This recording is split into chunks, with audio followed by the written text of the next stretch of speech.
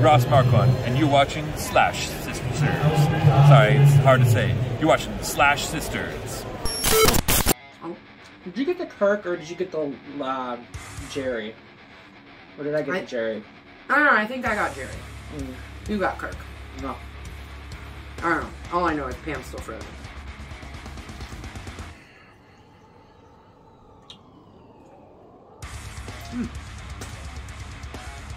I think I got a little Kirk on my face now. Hate it when that happens.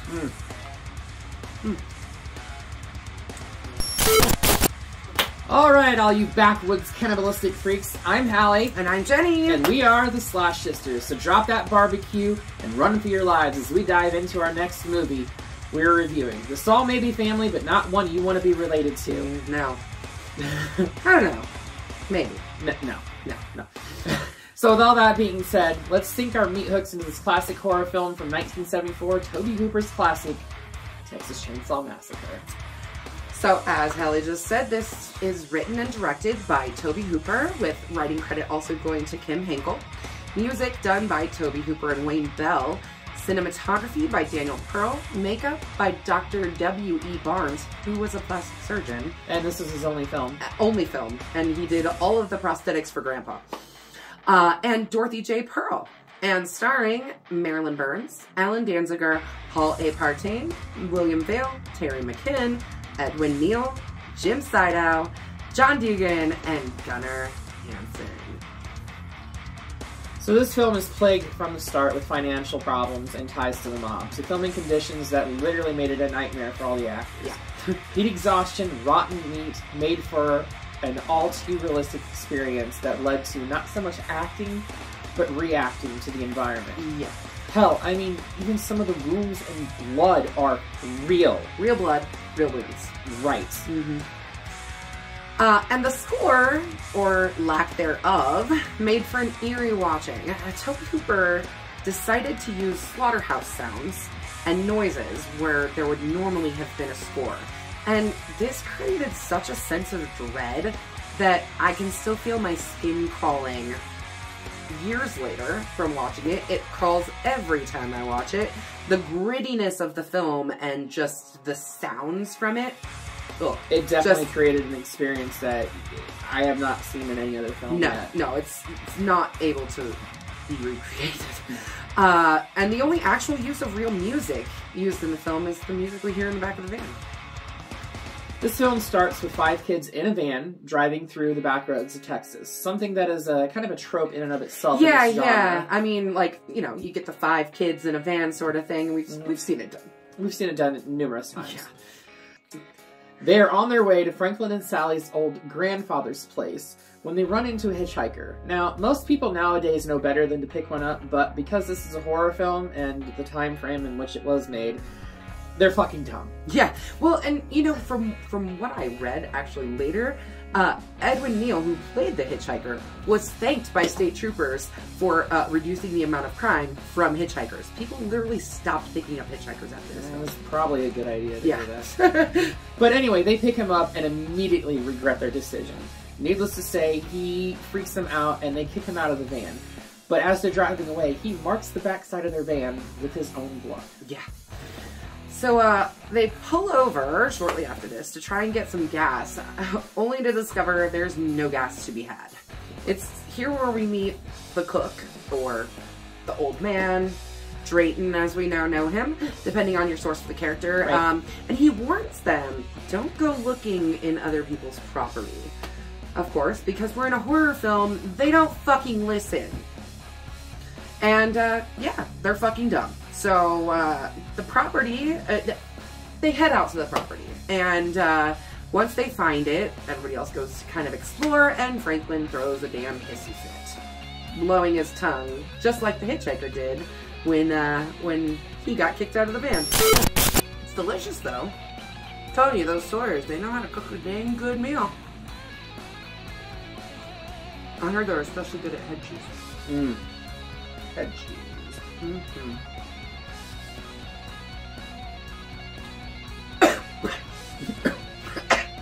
I just tried to inhale a little bit of Kirk. Get out of my lungs, dude. Now, here we see Kirk and Pam go into detective mode when they find someone else's house. They wanted to see if anyone was home, and as it turns out, there actually was somebody home. So the reason they wanted to see if anyone was home was because they saw a generator and thought they might have gas. We can buy some gas from them. Thank you. I actually forgot that. Yeah. Kirk was the first one to enter the home, and he is promptly there Whacked. And while this is a pun, no, he was literally whacked with a giant fucking hammer. Yeah. By the hulking beast that we would now know as Leatherface. The big boy. Or Bubba. After which, Leatherface drags Kirk up this ramp and slams his door shut. Almost like the whole house is like a slaughterhouse. The whole house? Maybe we'll see more of that later, where it looks more like a slaughterhouse too. Pam, who was not inside the house at this time, gets up from the swing outside to investigate what has happened to Kirk. And here's where we get one of my favorite shots in the entire film, where we come from underneath the swing and we get Pam's red booty shorts. It is a really cool shot, but also gives us a really cool view of the house, which just looks so much more imposing. So Pam enters the house only to find feathers and dead things everywhere. She tries to run out and is grabbed on the front porch and pulled back in by Leatherface. Now, it's interesting to note, like, the bones and the feathers and all that stuff is a clear nod to one of the inspirations for this film. Yeah, and the reason that they were able to call it a true story. Because there is some truth to it. Right. Ed Gein, the serial killer and grave robber, he was known for digging up corpses and using their bones and skin to create things in his house before like he was furniture. apprehended. And we see a lot of that reflected in this part of the film. Definitely. That's when we get to see a lot of the carcasses and stuff that they used, which were real animal bones that the art director just went on the side of the road and picked up dead animal carcasses. Yep. It's quite gross. So earlier when she said that literally there was like rotting meat, there literally was rotting dead things all through the house. I mean, I can't even imagine what this smell was like. But it's right here that after he grabs Pam that we see one of the more iconic shots in the film. Oh, definitely. Something that sticks in most people's minds as one of the things that they truly remember from this film. Or misremember. Misremember, I think, is the big thing.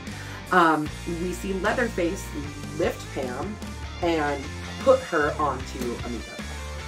So what people most of the time misremember is seeing the hook go into her back. You never do. It's completely implied. He lifts her up, and then it cuts away, and it cuts back, and you see her, like, drop. That's it. Yeah. They created a harness that actually went through her legs, through her pelvis to support her. Made out of nylons. Like, pantyhose. Nylons and panty liners for padding. Yeah. To make sure her legs didn't get hurt too Right. But she can only hang for about a minute there. Oh, and the pain that you are seeing, though, that is real pain because it was incredibly painful to be hung up like that. I can only imagine. Yeah.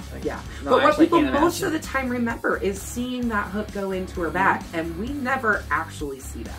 And there was a reason for that, because Tobe really wanted to secure a PG rating for this film. He was trying to. And mind you, at this particular point in time, the MMPA hadn't created the PG-13, so it was PG, R, X. Right. Right. So, yeah, you really didn't have much of an option. Nope. There was no in-between. It probably could have been a PG-13. If that rating was there. If that rating was there, it would have been a PG-13. Yeah, definitely. For sure. But it's here where she's hanging on the meat hook that she's screaming and watching Leatherface as Leatherface carves up her boyfriend with a chainsaw. Yeah. Then we see Jerry meander up to the house looking for his friends because they never return to the van. He enters the house and runs into Leatherface yet again. Yeah. Leatherface, the hulking big boy. Right. Leatherface promptly dispatches him with another whack of the giant fucking hammer to his head. I wonder if they got some kind of secret to their sauce, huh? Well, Drayton always said it was all in the meat. Good quality meat. Good quality meat. That's gotta be it. And very fresh meat at that. Doesn't get much fresher than that. After this, we see Leatherface have like this complete existential breakdown.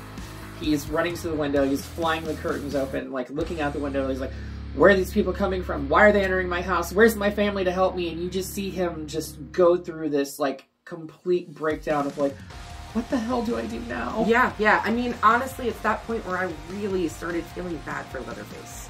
Because he's been controlled by his family. He's an inaudible, mentally handicapped person who really was just trying to defend his home. These people are coming in his house and he's like, And you know, Drayton did try to warn them about, or the cook, the old man, did try to warn them about going into other people's houses. Now, I actually have to give Gunnar Hansen major props for this scene because he was, as we've established, inaudible.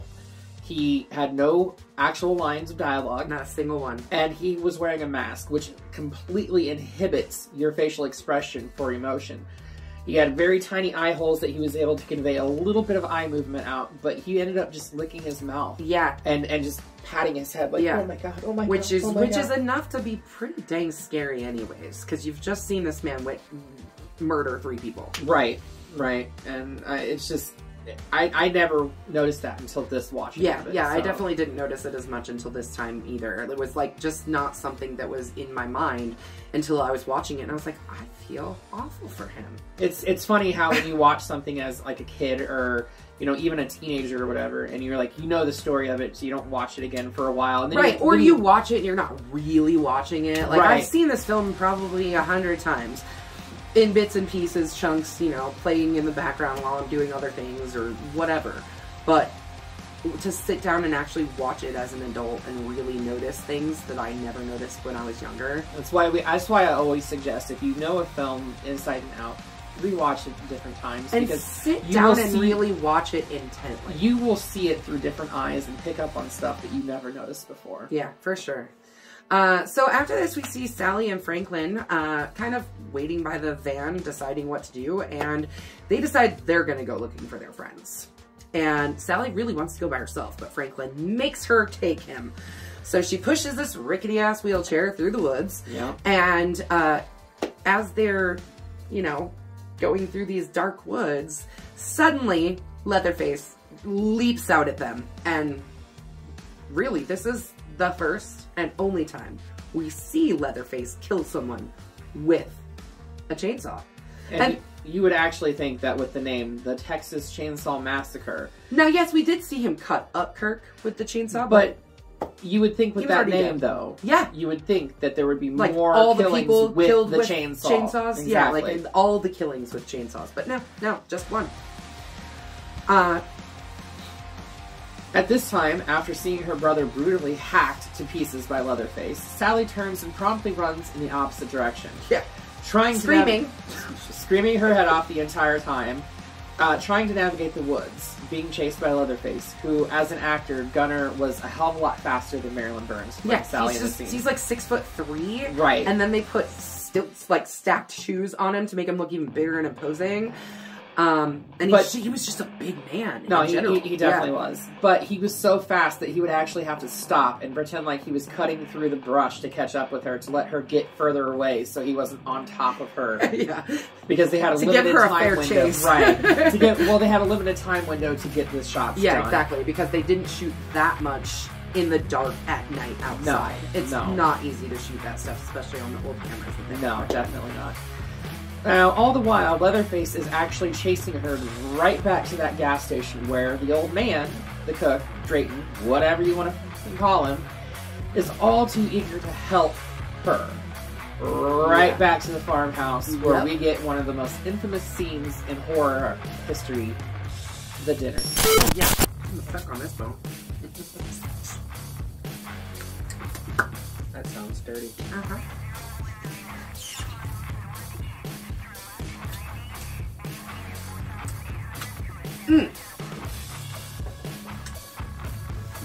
No, Grandpa was there. Finger licking good. Finger licking good is right.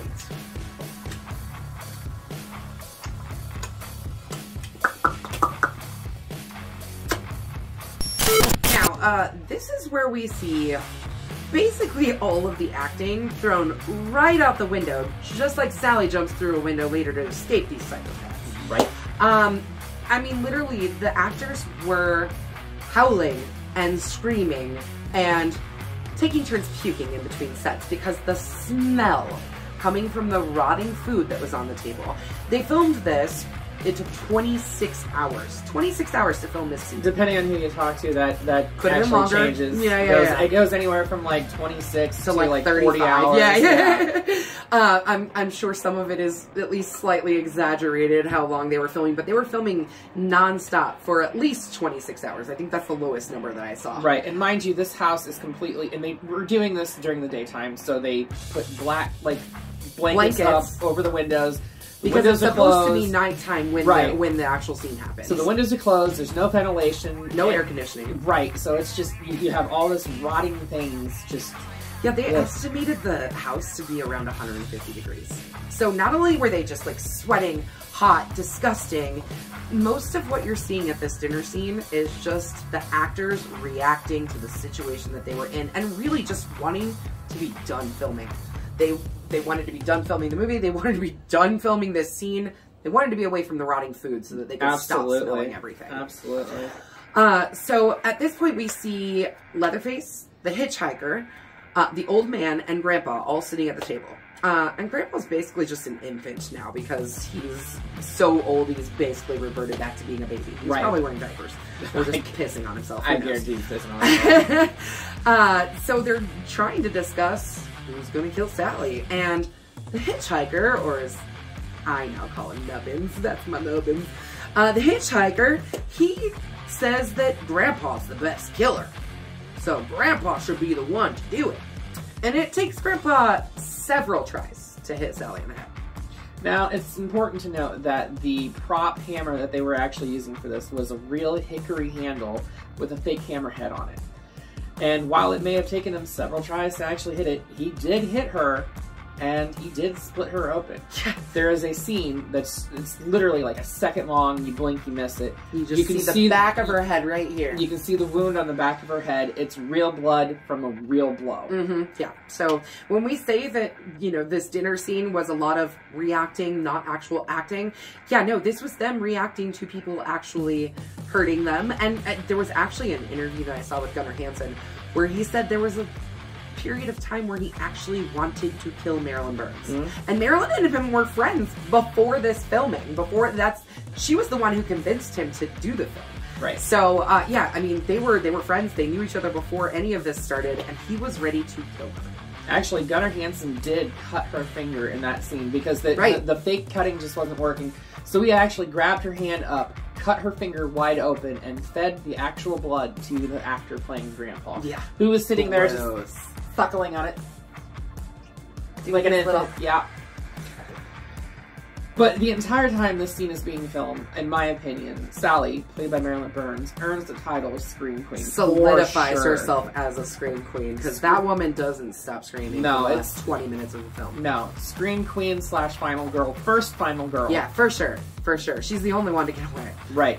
But, and she does get away. Yeah. She gets away, and she jumps through her second window of the night, only to realize that it's not nighttime anymore. It's actually starting to be dayrise. Yeah, yeah. So, Leatherface promptly runs out after her, as well as the hitchhiker.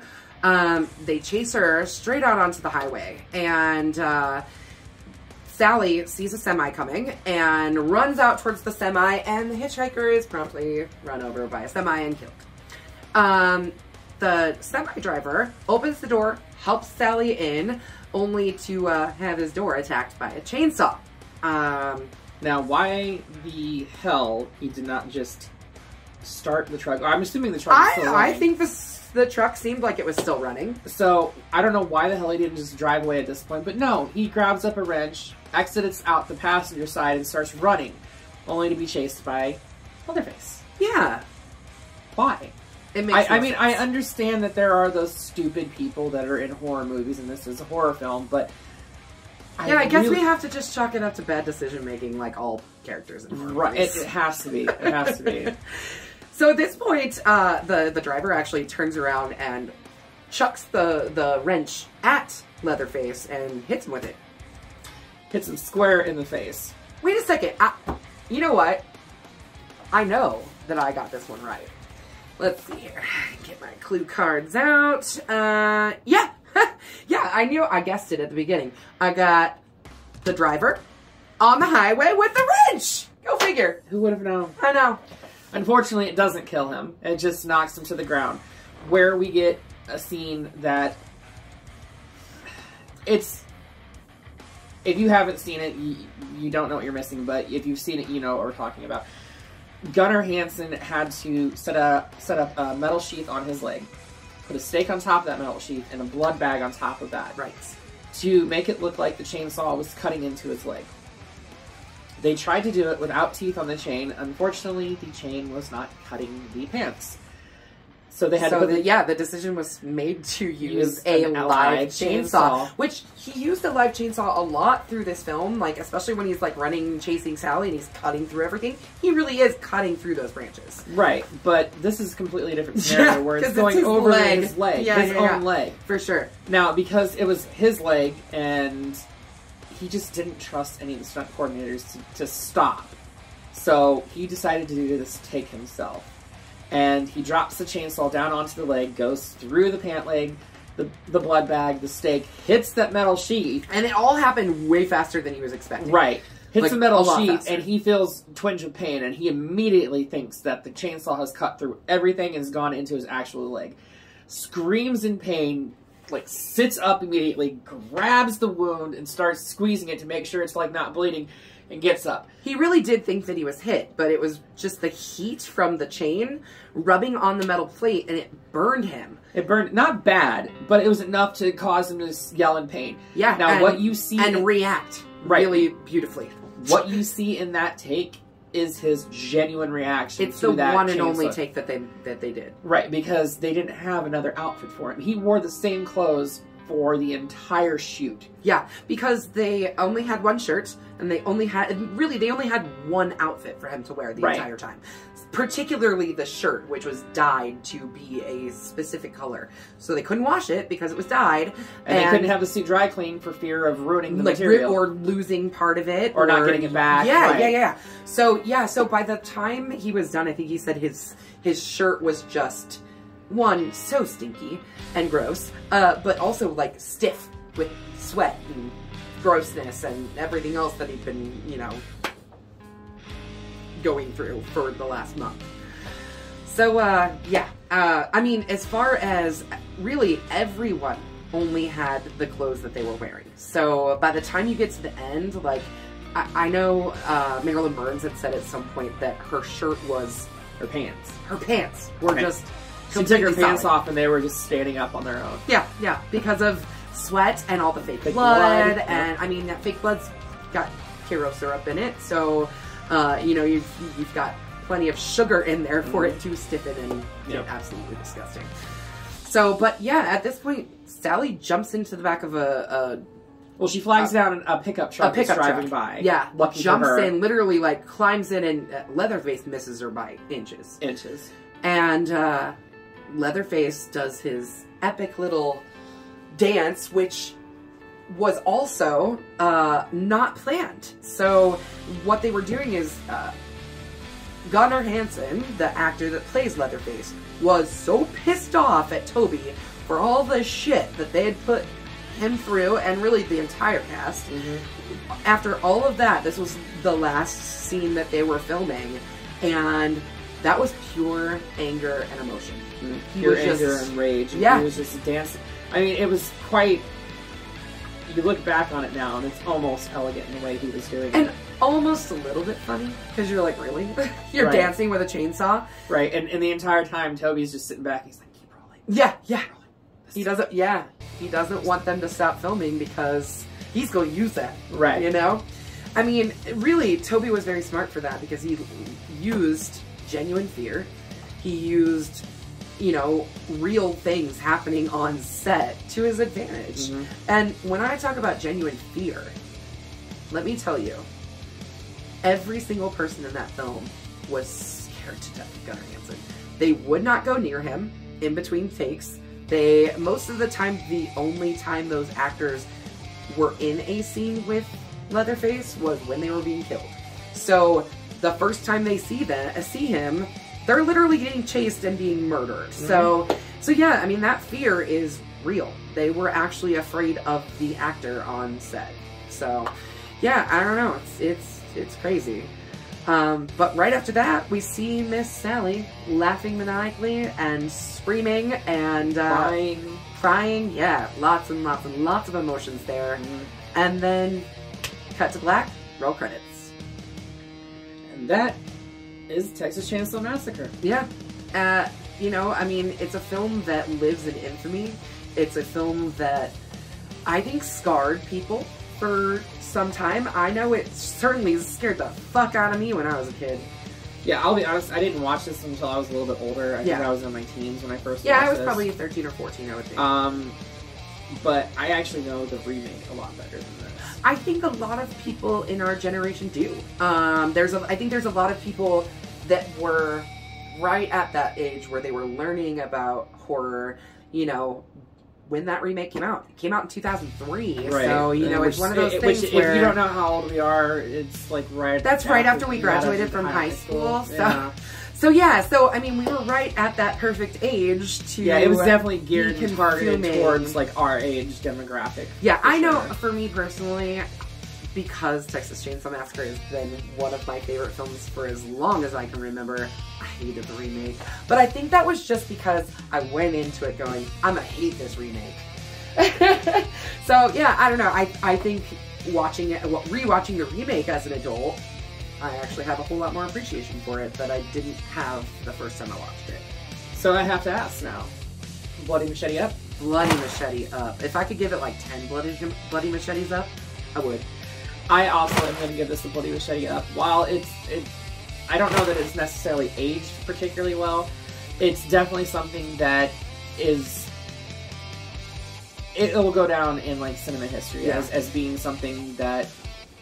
The raw grittiness of it is what adds so much fear, and it's something that is going to be around for a long time. We can remake it a million times, we can redo it a million times, and convolute this storyline about 1,000 different ways. But you'll never be able to recreate the original Texas Chainsaw Massacre. Never.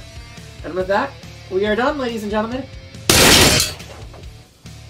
Be sure to come back next time when we will be reviewing Wes Craven's Nightmare on Elm Street, the original from 1984.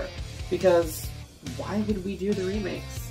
I don't know. There is a lot of remakes. As we just said, they redid Texas Chainsaw Massacre. Mm-hmm. They redid this. They redid Psycho. Yeah, they've literally, like, every movie we've done so far, there's a remake of. And probably for a while there will be, you know, the next few movies we're going to be doing definitely have remakes as well. Yeah, for sure. So as always, be sure to slash that subscribe button, stab that like button, and ring-a-ling that grave bell so you can stay up to date on all of our latest, greatest videos. Also, we haven't quite reached that 100 subscriber mark yet. We're about halfway there. And we just want to make sure you get this video shared with your friends, and make sure your friends and you are subscribed to our channel. Because once we reach 100 subscribers, we're going to give someone this beautiful Ash J. Williams figurine. So, until next time, we will see you in the afterlife.